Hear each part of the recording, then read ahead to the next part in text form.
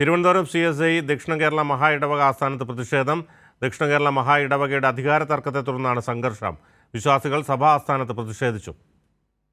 ദക്ഷിണ കേരള മഹാ ഇടവകയുടെ അധികാര ചുമതല സംബന്ധിച്ച തർക്കമാണ് ഇരുവിഭാഗം വിശ്വാസികൾ തമ്മിലുള്ള സംഘർഷത്തിലേക്ക് നീങ്ങിയത്.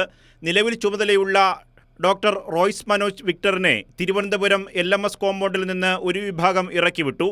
സുപ്രീം കോടതി ഉത്തരവുണ്ടെന്ന് പറഞ്ഞായിരുന്നു മുൻ അഡ്മിനിസ്ട്രേറ്റീവ് സെക്രട്ടറി TT പ്രവീണിന്റെ നേതൃത്വത്തിൽ ബിഷപ്പിനെ ഇറക്കിവിട്ടത്. ബിഷപ്പ് കാറിൽ പുറത്തേക്കിറങ്ങിയെങ്കിലും മറുവിഭാഗം പോകരുതെന്നാവശ്യപ്പെട്ട് വാഹനം തടഞ്ഞു. സ്റ്റാറ്റസ് കോ നിലനിർത്താനാണ് സുപ്രീം കോടതി ഉത്തരവെന്നും ഇറക്കിവിട്ട തീരുമാനം അംഗീകരിക്കില്ലെന്നും ബിഷപ്പിനെ അനുകൂലിക്കുന്നവർ നിലപാടെടുത്തു. ഇരുവിഭാഗവും ചേരിതിരിഞ്ഞ് നിലയുറപ്പിച്ചതോടെ LMS കോമ്പൗണ്ടിന് മുന്നിൽ സംഘർഷാവസ്ഥ ഉടലെടുത്തു.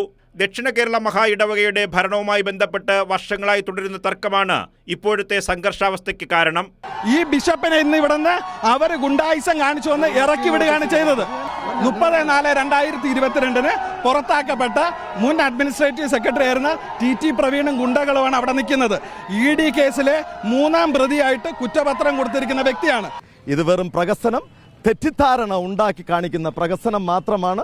ഈ സഭാ നേതൃത്വത്തിന് 10 ലക്ഷം ജനമുള്ളതുകൊണ്ട് തന്നെ നമുക്ക് ഊഹിക്കാം 650 സഭയുണ്ട്. കുറച്ച് ജനങ്ങൾ അങ്ങോട്ടും ഇങ്ങോട്ടും കൂടി ഇവിടെ ഈ കാണിക്കുന്നത് മാത്രമാണ്. ഇതൊരു ജൽപ്പനം മാത്രമായി കാണുന്നു. കൈരളി ന്യൂസ്, തിരുവനന്തപുരം.